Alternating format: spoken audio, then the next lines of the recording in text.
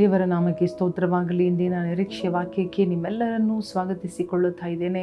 ಇಂದಿನ ವಾಕ್ಯವನ್ನು ನಾವು ಓದಿಕೊಳ್ಳೋಣ. ಫಿಲಿಪ್ಪರಿಗೆ ಬರೆದ ಪತ್ರಿಕೆ 4ನೇ ಅಧ್ಯಾಯ 7ನೇ ವಾಕ್ಯ.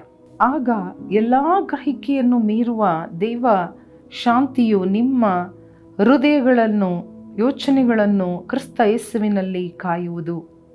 ಎಲ್ಲ ಗ್ರಹಿಕೆಯನ್ನು ಮೀರುವ ದೇವ ಶಾಂತಿ. Hallelujah. The peace that transcends everything. Hallelujah. ಎಂಥ ಸಮಾಧಾನ ಎಂಬುದಾಗಿ ನೋಡುವಾಗ ಎಲ್ಲ ಬುದ್ಧಿಗೂ ಮೀರಿದ, ಎಲ್ಲ ಗ್ರಹಿಕೆಗೆ ಮೀರಿದ ದೇವ ಸಮಾಧಾನ, ದೇವ ಶಾಂತಿ ನಿಮ್ಮ ಹೃದಯ, ನಿಮ್ಮ ಮನಸ್ಸುಗಳನ್ನು ಕ್ರಿಸ್ತ ಯೇಸುವಿನಲ್ಲಿ ಕಾಯುತ್ತದೆ.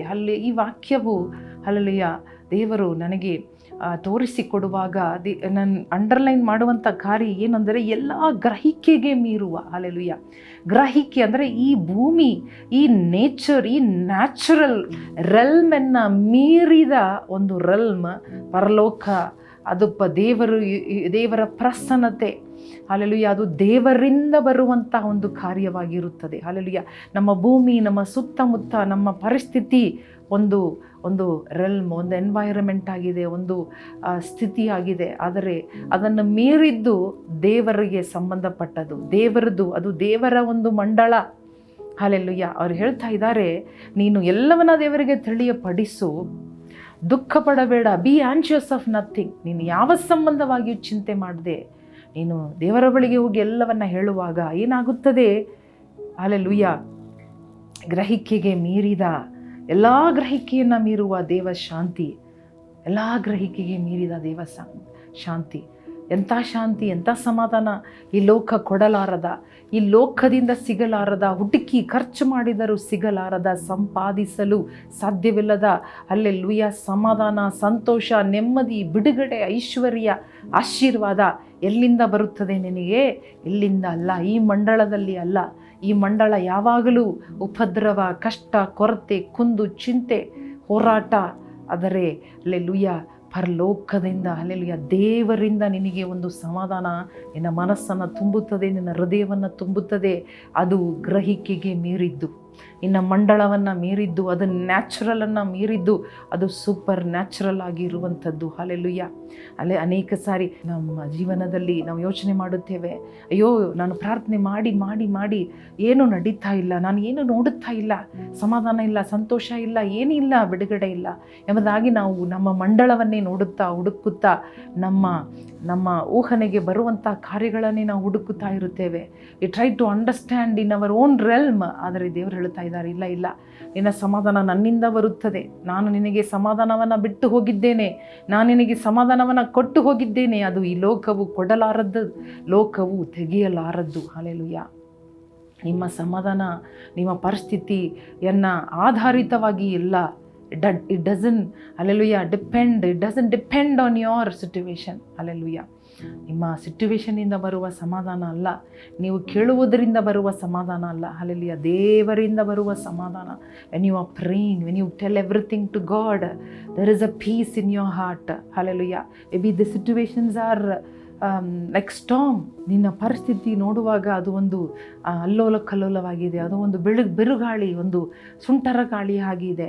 ಹಲ್ಲೆಲೂಯಾ. ಆದರೆ ದೇವರು ಹೇಳ್ತಾ ಇದ್ದಾನೆ, ನಿನ್ನ ಒಳಗಡೆ ಒಂದು ಸಮಾಧಾನ. ಹಲ್ಲೆಲೂಯಾ. ನಿನ್ನ ಹೃದಯ, ನಿನ್ನ ಮನಸ್ಸನ್ನು ಕಾಯುತ್ತದೆ. It will protect you from every storm. Hallelujah.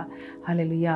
ಇದನ್ನು ದೇವರು ಮಾತನಾಡಿ ನನಗೆ ಅದನ್ನು ಕೊಡುವಾಗ ನನಗೆ ಅದು ಹಲ್ಲೆಲೂಯಾ ಆಶ್ಚರ್ಯವಾಗಿತ್ತು. ಹಲ್ಲೆಲೂಯಾ. ನಾವು ಸುತ್ತಮುತ್ತ ನೋಡುತ್ತಾ ಗಲಿಬಿಲಿ, ಅಯ್ಯೋ ಸಮಾಧಾನ ಇಲ್ಲವಲ್ಲ, ಅಯ್ಯೋ ಕಷ್ಟ ಇದೆಯಲ್ಲ, ಅಯ್ಯೋ ತೊಂದರೆ ಇದೆಯಲ್ಲ ಎಂಬುದಾಗಿ ನಾವು ಗೊಂದಲ ಪಡುತ್ತಾ, ದೇವರು ಹೇಳ್ತಾ ಇದ್ದಾನೆ, ನಿನ್ನ ಚಿಂತೆ ಇಲ್ಲ, ನೀನು ಚಿಂತೆ ಪಡದೆ ದೇವರ ಹತ್ರ ತಿಳಿಯಪಡಿಸು. ಆಗ immediately there is a peace, immediately there is a joy, there is a satisfaction, there is a relief.